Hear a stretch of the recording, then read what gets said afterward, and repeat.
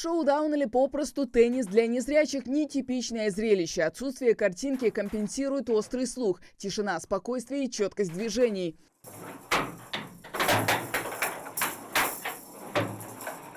Игра на слух, настольный теннис для незрячих и слабовидящих спортсменов служит еще и универсальным тренажером. Он развивает реакцию, ориентацию в пространстве, слух и моторику. Алисхан Ганиев, инвалид первой группы, в чемпионате России по шоу-дауну в личном первенстве обыграл своих соперников в более 13 играх и попал в национальную сборную страны. Эта игра мне очень нравится.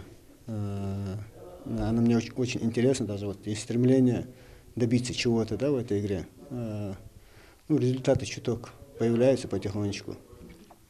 Вот я в прошлом году, не помню, был, наверное, 49-й. В этом году из 59 человек, получается, в этом году я вошел в шестерку. И шестерка – это в сборной.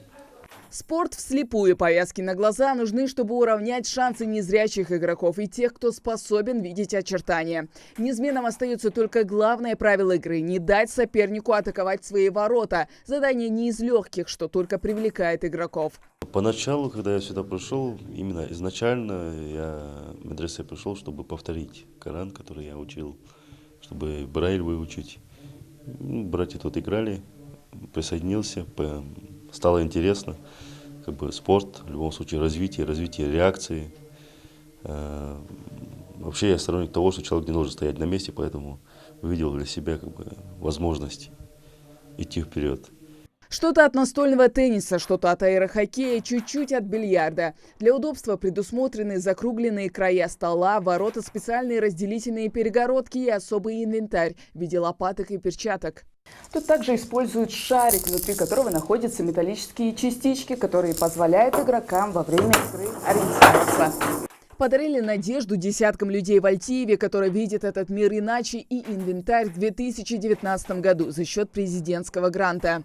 Для ребят это интеграция в общество, общение с людьми. Такие задачи у ребят на самом деле. Выйти из дома, побывать на мероприятиях, поучаствовать. Спорт – это мощнейшая реабилитация.